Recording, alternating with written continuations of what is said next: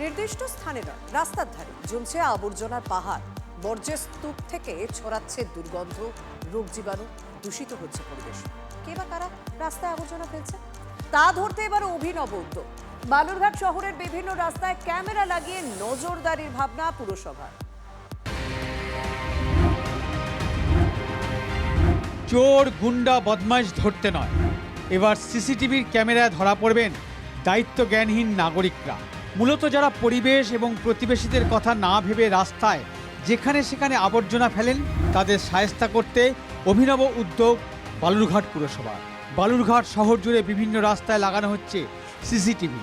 রাস্তায় নোংরা আবর্জনা ফেললেই সেই ছবি ধরা পড়বে ক্যামেরায়।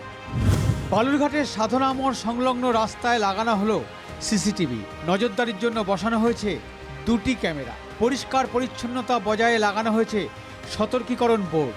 রাস্তা নোংরা করলেই 1000 থেকে 1 লক্ষ টাকা পর্যন্ত জরিমানা। স্পেশালি এই জায়গাটার জন্য, এই দোকানদারদের জন্য আমরা প্রোভাইড করব এবং আমাদের ব্লু এবং গ্রিন যে ড্রামগুলো রয়েছে সেগুলো প্রোভাইড করবো বলে আমরা ওনাদেরকে আশ্বস্ত করেছি। কিন্তু রাস্তা বা কোথাও আবর্জনা ফেলা যাবে না। রাস্তার ধারে আবর্জনা জমে থাকায় ছড়াচ্ছিল দুর্গন্ধ। নাকে রুমাল চাপা দিয়ে যাতায়াত করতে হচ্ছিল পথ চলতি মানুষজনকে। দুর্দশার ছবি সমাজ মাধ্যমে পোস্ট করেন এক বাসিন্দা। এরপরই নড়ে চড়ে বসে পুরসভা।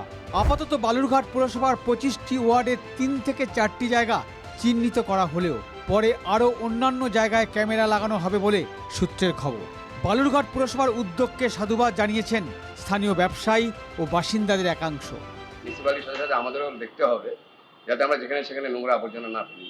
তাতে আমাদের বালুরঘাট শহরটা পরিষ্কার হয়ে যাচ্ছে। যাতে বালুরঘাট শহর পরিষ্কার থাকে, সুষ্ঠুভাবে যাতে আমাদের বালুরঘাট শহর আমরা পরিচালনা করতে পারি, বালুরঘাট মিউনিসিপ্যালিটি সেদিকেও মানুষকে লক্ষ্য রাখতে হবে এবং মিউনিসিপ্যালিটি এটা করা যায় মিউনিসিপ্যালিটির আন্তরিকভাবে ধন্যবাদ জানাই। জঞ্জালের জেরে জেরবার নাগরিক পরিষেবা। এই সমস্যা শুধু বালুরঘাট পুরো এলাকায় নয়, অন্যান্য জেলাতেও দেখা গেছে একই ছবি। আরামবাগ রামকৃষ্ণ সেতুর নিচে দীর্ঘদিনের জমা আবর্জনা। হাওড়া বেলগাছিয়া ডাম্পিং গ্রাউন্ডে আবর্জনার পাহাড়। মালদা 1 নম্বর এবং 15 নম্বর ওয়ার্ডে দীর্ঘদিন জমে আবর্জনা।